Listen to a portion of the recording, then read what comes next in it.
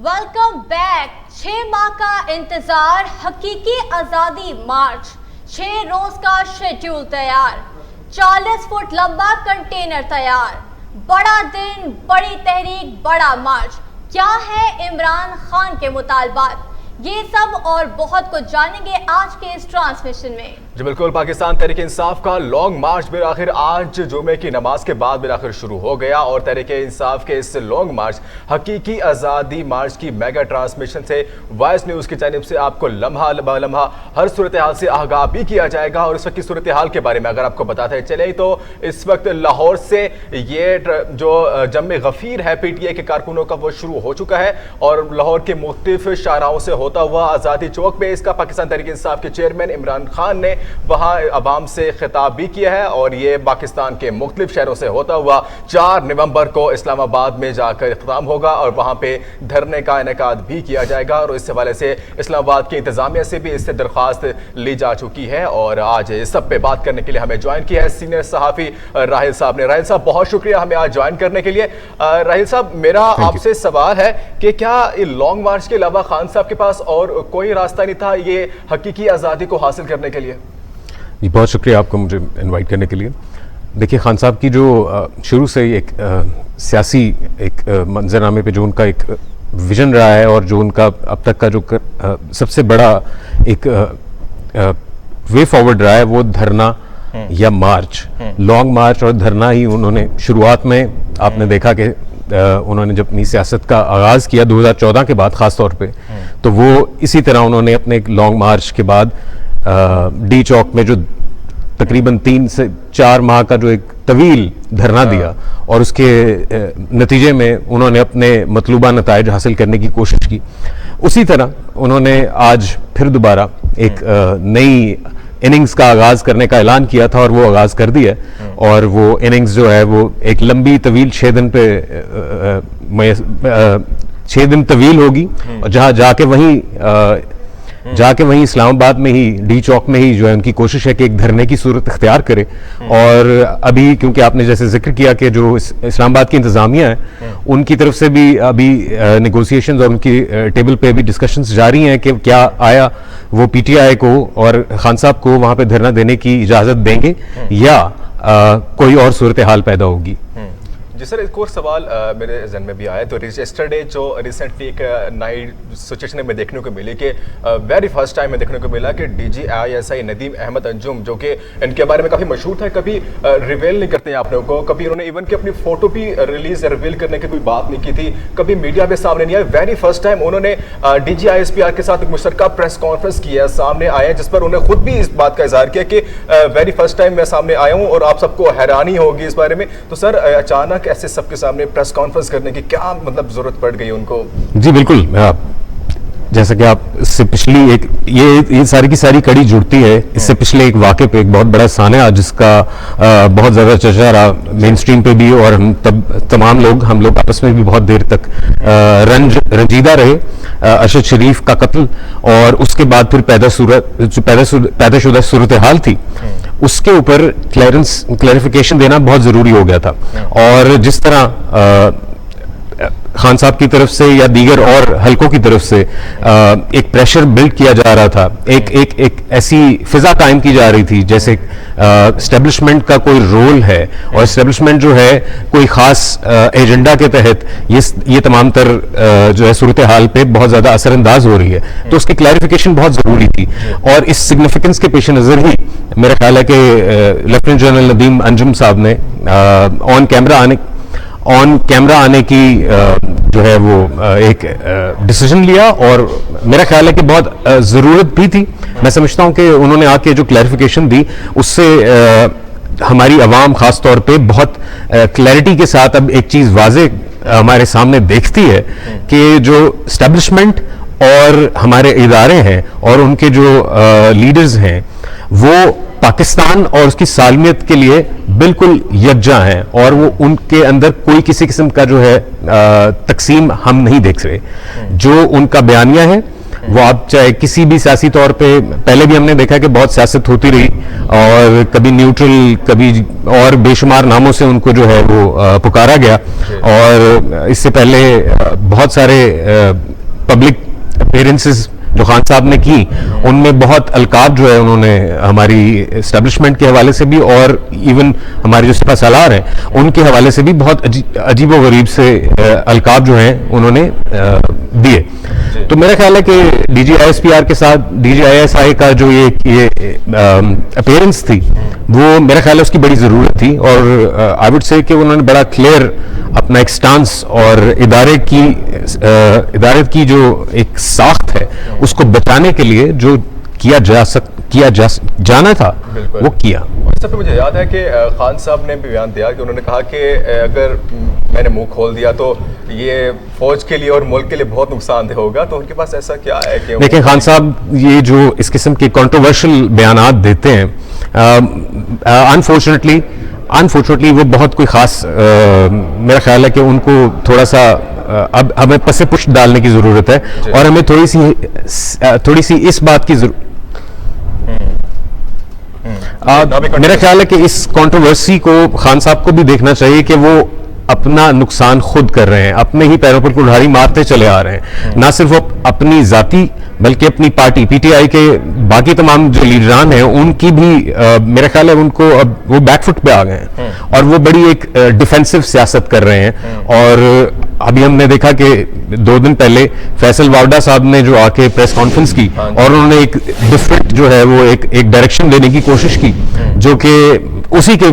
पेश नज़र फिर हमने कल जो प्रेस कॉन्फ्रेंस देखी जो DGISI और DGISPR की तरफ से जो हमारे सामने आई, वो एक वाज़े एक इंडिकेशंस हैं कि खान साहब ने सिर्फ अपनी सियासत को अपने एक हिसार के गिर्द, अपने इर्द गिर्द ही, इक़्तिदार के गिर्द ही समेट लिया है, और उनका फोकस सिर्फ और सिर्फ जो है वो कुर्सी है, और उसके अलावा मेरा नहीं ख्याल कि और कोई उनका कोई फोकस है या वो कोई फ्यूचर की बात करते हैं। हमने 3.5 साल में उनकी हुकूमत पे भी उनकी हुकूमत के भी जो थे हमने देखा कि कोई खातिर खा ना सिर्फ इजाफा नहीं हुआ बल्कि बहुत बड़ा एक डिक्लाइन आया। हमारी GDP, हमारी जो इसके अलावा हमारी जो फॉरेन रिजर्व्स, हमारे एक्सपोर्ट्स, जिस भी जगह आप नजर दौड़ाइए वहां पे हमें एक डिक्लाइन नजर आया और बड़ा वाज़ेह है। तो साथ ही जब हम बात करते हैं कि जो इस वक्त इंटरिम गवर्नमेंट जो आई हुई है, जो इस वक्त मौजूद है PDM की, उनके ऊपर भी कड़ी तनकीद की गई कि जी आपने जो डॉलर जो है वो बहुत ऊपर गया और उसका सारा का सारा जो है वो मलबा वो इस गवर्नमेंट के ऊपर डालने की कोशिश की खान साहब ने, जो कि असल में उन्हीं की पॉलिसीज और उनकी एब्सेंस ऑफ पॉलिसीज का जो है नतीजा हम भुगत रहे हैं पाकिस्तानी अवाम। तो मेरा ख्याल है कि ये बड़ी क्लैरिटी है और हमें चाहिए कि अपनी आंखें खुली रखें और अपने दिमाग भी खुले रखें। तो सर इस पे बात होगी, लेकिन अब मैं लॉन्ग मार्च की तरफ दोबारा आता हूँ। तो आपसे सवाल यही है कि अब जो लॉन्ग मार्च की सिचुएशन, इससे पहले बात कर रहे थे हमारे पास मौजूद थे एंकर पर्सन खिजर भुट्टा साहब, उनसे भी बात की, लेकिन आपका तज्जिया भी जरूरी है, आप सीनियर सहाफ़ी हैं, आपसे जानना चाहेंगे कि लॉन्ग मार्च की सिचुएशन को, अब तक की सिचुएशन है उसको देखते हुए क्या लगता है कि अब लॉन्ग मार्च का क्या नया स्टेप है, क्या ये वाकई सक्सेसफुल नजर आ रहा है जैसे कि लास्ट टाइम इनका इससे पहले 4-5 साल पहले हुआ था? अच्छा, मैं इस बात में थोड़ा सा मेरा इख्तलाफ है खिजर साहब के साथ, वो क्योंकि उनकी अपनी राय है, मैं अपनी राय जो है वो उसका हक रखता हूँ। खान साहब ने जो,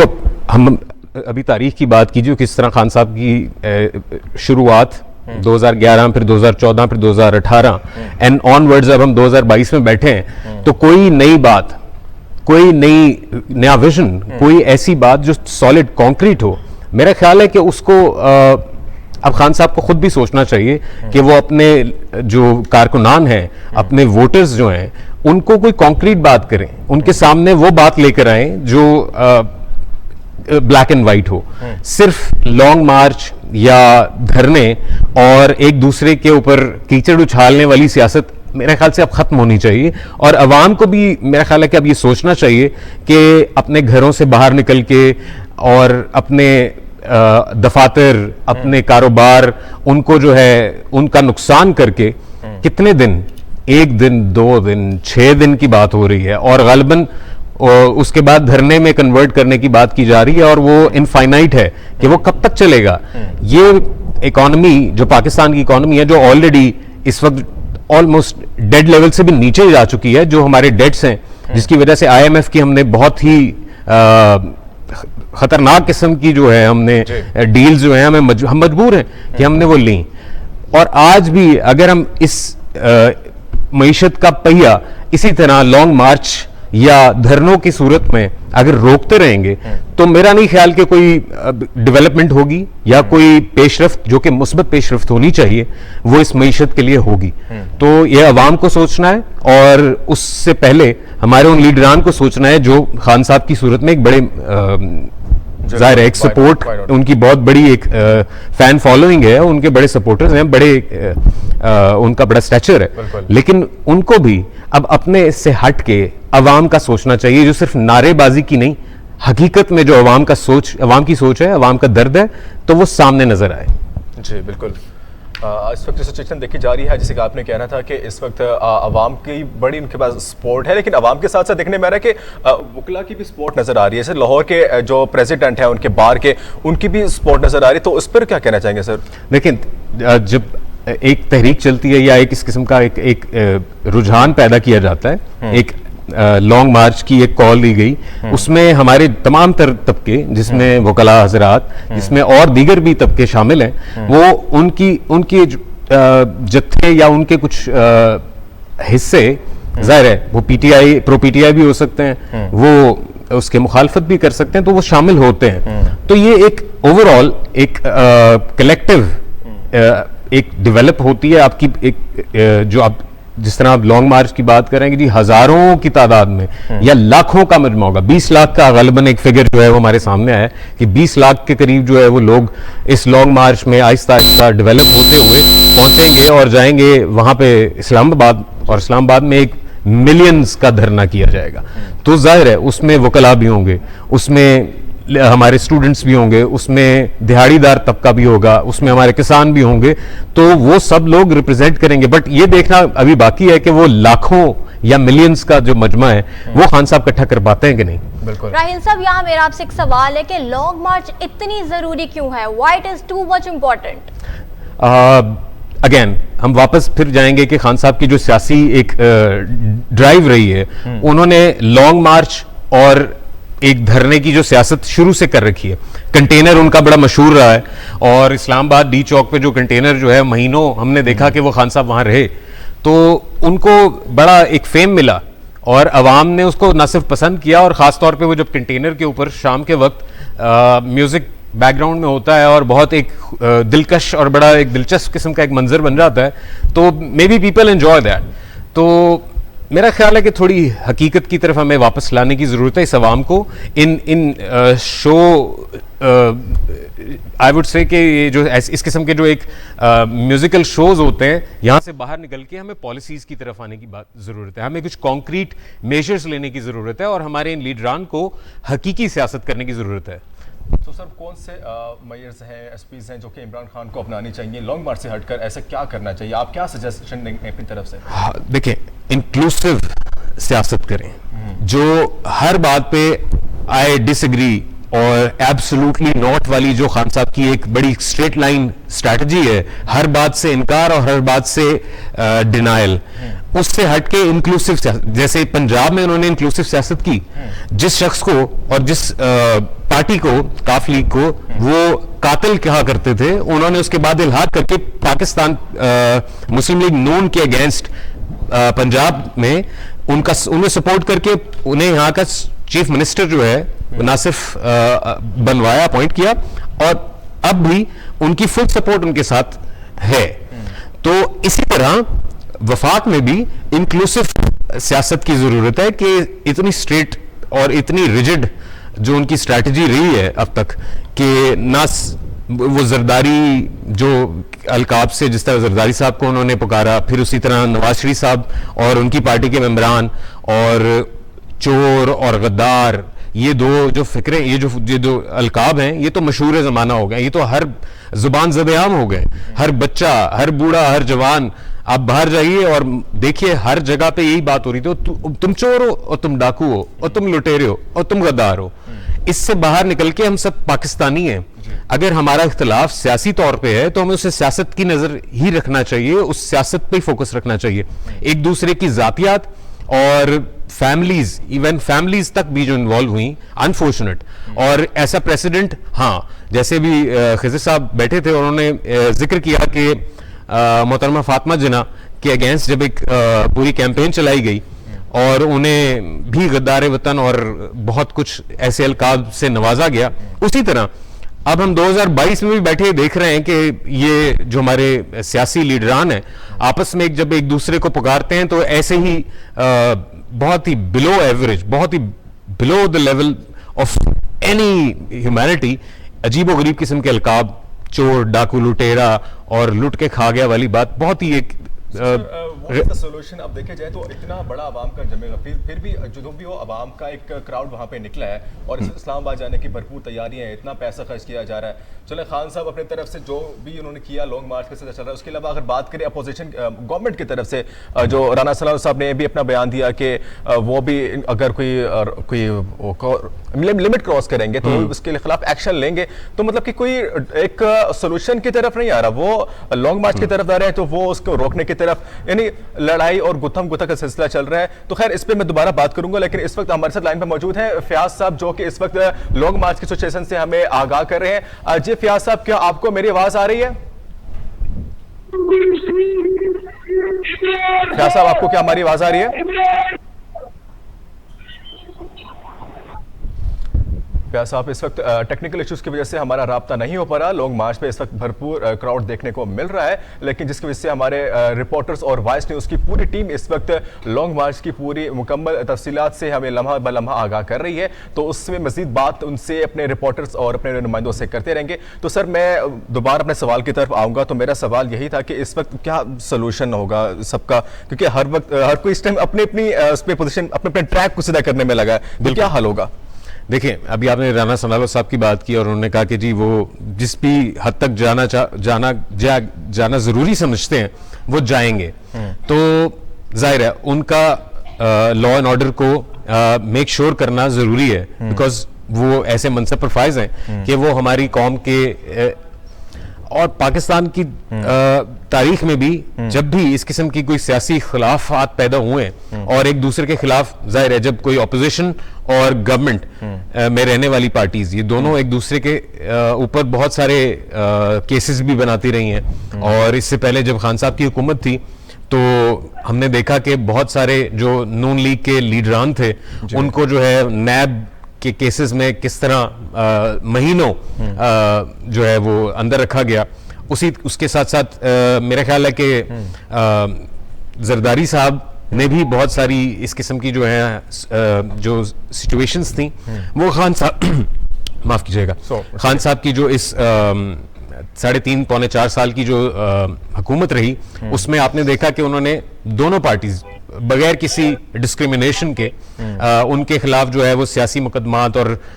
इसी तरह जब अब पाकिस्तान मुस्लिम लीग नून की हुकूमत आई जो कि पीडीएम की सपोर्टेड एक हुकूमत है और शहबाज शरीफ साहब जो है वो इस वक्त वजीर आजम है, तो उसके ऊपर भी अगर हम देखें तो राना सनाउल्लाह साहब बहुत स्ट्रेट लाइनर, बड़े हार्ड लाइनर किस्म की एक सियासी जो है वो बयानबाजी, ना सिर्फ बयानबाजी बल्कि वो अपनी एक स्टैंस को क्लियर करते हैं। जिस तरह उन्होंने इस लॉन्ग मार्च और इस तहरीक के अगेंस्ट उन्होंने बहुत सारे बयान दिए। सॉरी सर, हमसे दोबारा बात करेंगे, इस वक्त लाइन पे मौजूद हैं once again फयाज साहब मौजूद है। फयाज साहब, ये बताइएगा कि इस वक्त लॉन्ग मार्च की क्या सिचुएशन है, आवाम का क्या रश वहां पे देखने को मिल रहा है आपको? जी बिल्कुल, इस वक्त जो है मैं इजरा मार्केट में मौजूद हूँ और मेरी बैक साइड पर आप देख सकते हैं यहाँ पर एक स्टेज लगाया गया है जिस पर मियां महमूद रशीद साहब जो है उसकी सदारत कर रहे हैं और इमरान खान साहब का जो काफिला है उसकी गाड़ियाँ जो है उसके साथ जो लोग हैं, जो कारकुनान हैं वो पहुँचना शुरू हो गए हैं इजरा चौक। और यहाँ पर जो पहले से मौजूद लोग हैं डिफरेंट इलाकों से आए हुए, हम बात कर रहे थे लोगों से, कसूर से और जनूबी पंजाब से आए हुए लोग हैं, आए हुए काफिले हैं, वो सारे काफिले यहाँ से मिलकर फिर जो है वो यहाँ से आज़ादी चौक के लिए निकलेंगे और वहाँ पर जो है वो आज का इनका जो रूट है, जो आज का गोल सेट किया गया है कि आज आज़ादी चौक पहुँचकर मीनार पाकिस्तान पहुँचकर जो है वो वहाँ पर जो है ये स्टे करेगा आज का लॉन्ग मार्च। तो फैज साहब, ये बताइएगा कि जो ऑब्जेक्टिव था पीटीआई का कि जो लाहौर से पूरा क्राउड इकट्ठा करके उन्होंने यहाँ से आके रवाना होना था, तो वो ऑब्जेक्टिव पूरा हुआ? क्या इतना क्राउड वहां पर मौजूद है कि आप इस्लामाबाद की तरफ जाने के लिए रवाना हो सकते हैं? जी अभी तक तो है जो मैं सामने क्राउड देख सकता हूँ वो इतना बड़ा क्राउड नहीं है जिसको आप बहुत बड़ा क्राउड कह सकते हैं, या आप कह सकते हैं कि कोई एक्स्ट्रा ऑर्डिनरी चीज हुई है, लोग बाहर निकले हैं। और इस बार ये एक और हैरान चीज देखने में आ रही है कि यहाँ पर अगर मैं दिखा सकूँ मेरे इर्द गिर्द जो मार्केट है, दूसरा मार्केट है वो पूरी की पूरी खुली हुई है और वहाँ पर जो लोग हैं वो रोजमर्रा के काम कर रहे हैं, जो दुकानें हैं वो खुली हुई है, वहाँ पर कस्टमर्स हैं, वहाँ पर दुकानदार अपना कारोबार कर रहे हैं और जो कंज्यूमर्स हैं जो खरीदो फरोख्त कर रहे हैं, लोग वो मार्केट में खरीदो फरोख्त कर रहे हैं और मामूल की जिंदगी चल रही है। उससे बहुत ज्यादा फर्क नहीं पड़ रहा, बहुत छोटा सा क्राउड है, बहुत थोड़े से लोग हैं। आप ये नहीं कह सकते कि बहुत बड़ा समंदर या सुनामी जो पाकिस्तान तहरीक इंसाफ कहती है उसको निकालने में कामयाब नहीं हो सकती पाकिस्तान। जी फयाज साहब, ये बताइएगा कि सिक्योरिटी की सूरत हाल को इस वक्त आप किस नज़र से देख रहे हैं?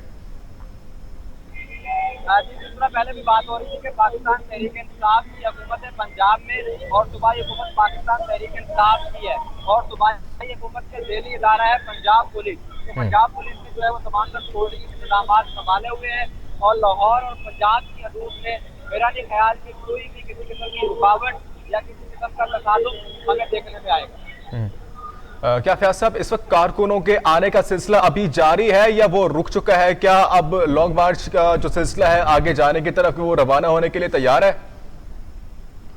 जी बिल्कुल, इस तरह से मैं आपको बता रहा था कि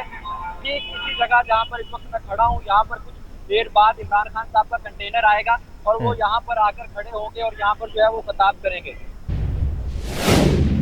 बहुत शुक्रिया फयाज साहब, हमें लॉन्ग मार्च के हवाले से तफसीलात से आगाह कर रहे थे। बहुत शुक्रिया फयाज साहब, आगाह करने के लिए। So sir, come back to the question, आप बता रहे थे उसी बारे में कि नाउ वी कंटिन्यू सर। हम बात कर रहे थे राना सनाउल्लाह साहब की और उनके जो बयानात हैं और उनके जो सिक्योरिटी मेजर्स उन्होंने लिए हैं इस हवाले से जो लॉन्ग मार्च का जितना भी रूट है और वो इस्लामाबाद तक जो उनका एक स्टांस है, उन्होंने कहा है जी कि किसी भी किस्म की भगदड़, किसी भी किस्म की कोई अगर गैर इंसानी कोई हरकत जो है वो टॉलरेट नहीं की जाएगी। अगर कोई इमलाक को नुकसान पहुंचा, अगर कोई किसी किस्म की जो है आवाम को कोई हर्डल, या जैसे अभी फयाज हमारे साथ थे और वो कह रहे थे कि जो मार्केट्स हैं वो खुली हैं, ना सिर्फ खुली हैं बल्कि वहाँ पे ख़रीदार भी मौजूद हैं और वो मामूल की अपनी जो है वो ख़रीदो फरोख्त जारी है। लेकिन मामूल तो नहीं रहेगा जब वहाँ पे इतनी चाहे वो चंद 100 अफराद भी मौजूद हों और वो एक रैली की सूरत में निकलें तो वहाँ पे ज़ाहिर है मामूलात ज़िंदगी जो हैं वो हॉल्ट तो होंगे, वो रुकेंगे। आहिस्ता आहिस्ता मेरा ख्याल है अभी तो काफ़ी वक्त बाकी है, बिल्कुल लोग आहिस्ता आहिस्ता कुछ मज़ीद भी शामिल होंगे। मैं समझता हूँ कि शाम तक जो है बल्कि कुछ ही अरसा जो कुछ घंटों में ही जब रात होगी तो लोग और मज़ीद इंक्लूड होंगे इस रैली में। लेकिन जो भी फयाज ने जिस तरह बताया, मुझे लगता है कि बहुत बड़ी तादाद, बहुत बड़ा कोई सुनामी जो है मैं भी एक्सपेक्ट नहीं कर रहा और मुझे लगता है कि ये इस्लामाबाद तक जाते जाते ये जो तादाद है ये बढ़ने की बजाय मुझे लगता है कि कम होगी। कंपैरिजन करें सर 25 मई वाले जलसे से, तो वहाँ पे ये सुनने में मिला था कि गर्मी बहुत थी उन दिनों में, तो जिससे आवाम घरों से बाहर नहीं निकल सकती थी। अगर उस सिचुएशन को मद्देनज़र देखते हुए अब देखें तो क्या आवाम निकलेगी? उसी हवाले से अगर बात करें तो देखिए, मौसम का अगर आप जिक्र करें तो मौसम तो काफ़ी बेहतर हो गया है। अब शाम के वक्त तो मौसम काफ़ी एक्सेप्टेबल होता है और हम बाहर जो ओपन एयर में बड़ा एक प्लेजेंट वेदर होता है। ज़ाहिर है अक्टूबर जो है वो ऑलमोस्ट एट द एंड है और इस साल के इस आखिर में जो मौसम है वो पूरे पाकिस्तान में जो है वो प्लेजेंट हो जाता है। लेकिन ये ज़्यादा इम्पॉर्टेंट बात है कि क्या अवाम खान साहब के उस बयानिए और उसी सियासी जो उनके ड्राइव है, उनकी जो डायरेक्शन है, क्या उसी तरह आफ्टर येस्टरडेज प्रेस कॉन्फ्रेंस जो एक बहुत इंपॉर्टेंट एलिमेंट है, हमें उसको मद्देनजर रखना होगा। क्या उसके बाद खान साहब के साथ वो अवाम और उनके वो जो बहुत बड़े जो मकबूल लीडर थे और हैं खान साहब, क्या अब भी उतनी उनकी मकबूलियत, उनकी कबूलियत है उस अवाम में? क्या उनके सपोर्टर्स आज उसी तरह सपोर्ट करने के लिए निकलेंगे? खान साहब का वो बयानिया जो इससे पहले साइफर और उसके ऊपर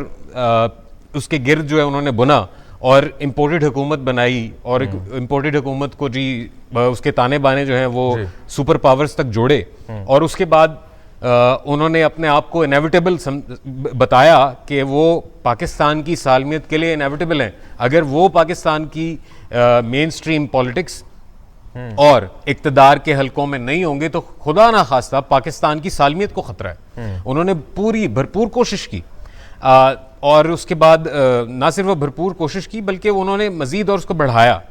यहाँ हमारे नुमाइंदे फयाज साहब हमारे साथ हैं। जी फयाज, इत्तलात से आगाह कीजिएगा।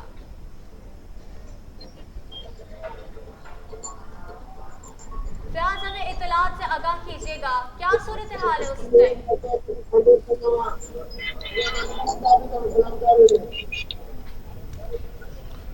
फयाज साहब, क्या आपको हमारी आवाज आ रही है? हाँ जी, अब आ रही है, आप सवाल कीजिएगा दोबारा। फयाज, सूरत हाल से आगाह कीजिएगा।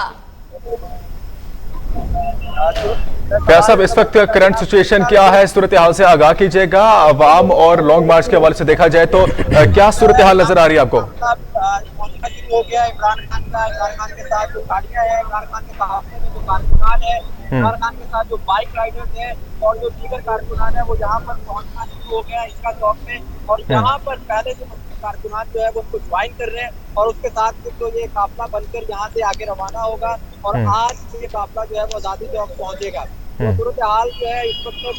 हर तरह से तब्दीली हुई है। कानून नाफिज करने वाले इदारे किसी किस्म की कोई रुकावट खड़ी नहीं कर रहे और यहाँ पर जो है वो माहौल है और तमाम कारकुनान और जो भी पाकिस्तान तहरीक इंसाफ के लोग जिस तरह से निकलना चाह रहे हैं निकल रहे हैं, जहाँ पर रुकना चाह रहे हैं रुक रहे हैं, जहाँ की तकारीर करना चाह रहे हैं तकारीर करते हैं और जो चाह रहे हैं वो कर रहे हैं। तो इनमें किसी किस्म की कोई रुकावट जो है वो दरपेश नहीं है। तो इंतहाई पुराने तरीके से और अभी तक कारकुनान की तरफ से भी कोई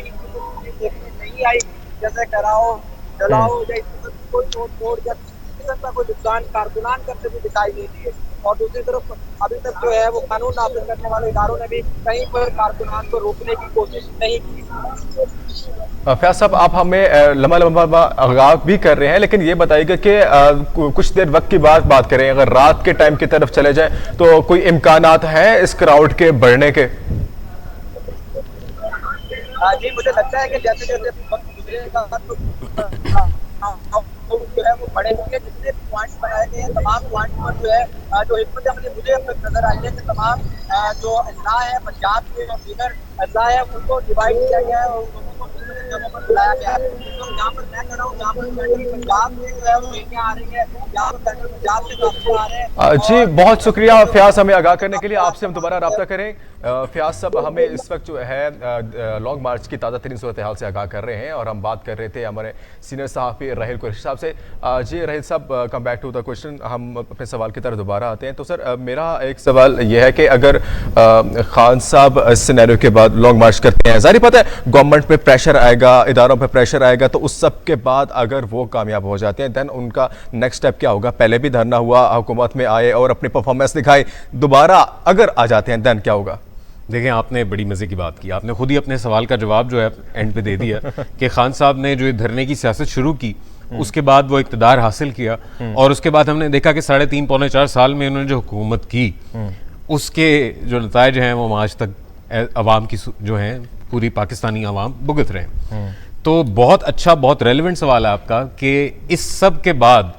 खान साहब अगर वो अचीव कर जाते हैं जो वो हासिल करना चाह रहे हैं, जो उन्होंने बयानिया जो है डेवलप किया और जिस सियासत के ऊपर वो बहुत पुख्ता यकीन रखते हैं, तो क्या होगा? जी मेरे ख्याल है कि बड़ा वाज़े है कि खान साहब के पास अब तक कोई ऐसी स्ट्रैटेजी मुझे नहीं लगता, ज़ाती तौर पे हो सकता है, आप इख्तिलाफ कर सकते हैं मेरी बात से, लेकिन कोई तब्दीली, जो वो तब्दीली जिसका वो नारा लेकर आए थे, वो तब्दीली ना सिर्फ नहीं आई, ना आ रही है, वो तब्दीली आ नहीं रही, वो आएगी भी नहीं, मुझे तो ये लगता है। और I don't expect anything unusual. I will say कि ये सेम वही जिस तरह पहले चलता रहा, एक दूसरे की ब्लेम गेम, एक दूसरे को जो है वो कसूरवार ठहराना, पिछली हुकूमतों को जो है मौजूदा सूरत हाल के ऊपर जो है वो ब्लेम करना और आइंदा सूरत हाल को भी मौजूदा सूरत हाल से जोड़कर सिर्फ ये कहते रहना कि नहीं जी हम तो कुछ नहीं कर सकते, हमारे हाथ बंधे हुए हैं, हमारे इक़्तिदार, जब हम इक़्तिदार में भी थे तो हमारे हाथ तब भी बंधे हुए थे, क्योंकि हमें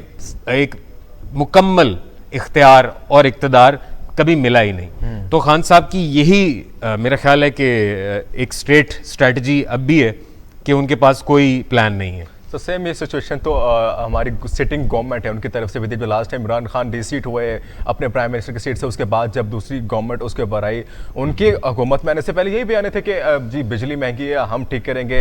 ये मसला हम ठीक करेंगे, खान ने बर्बाद कर दिया, ये कर दिया, वो कर दिया। लेकिन उनके आने के बाद जो स्काई रॉकेटिंग इन्फ्लेशन थी और जो मुल्क के हालात आपके सामने है, यानी कि हर कोई एक दूसरे को अपने पिछले इल्जामात पे ठहराता है कि पिछली जो गवर्नमेंट थी उसने सारा खराब किया, हम तो कुछ नहीं किया, हम तो पाक साफ है। तो इस पर क्या रोशन डालेंगे आप? देखिए, मैं आपकी बात से बिल्कुल पार्शली एग्री करता हूँ। मुकम्मल इसलिए नहीं करता कि जो आपने कहा कि जो नताइज जो एक्सपेक्ट हम कर रहे थे कि जी एकदम गवर्नमेंट बदलेगी या जो इंटरिम गवर्नमेंट आई है वो आएगी तो पाकिस्तान के मुकम्मल हालात बदल जाएंगे। तो मेरा ख्याल है कि वो हमने देखा कि जब पाकिस्तान में तहरीक इंसाफ की हुकूमत थी, जब वफाक में इनकी हुकूमत थी, तो डॉलर जो है वो बेकाबू था, ठीक है। उसके बाद जब एग्जिट हुआ खान साहब की हुकूमत जो है वो,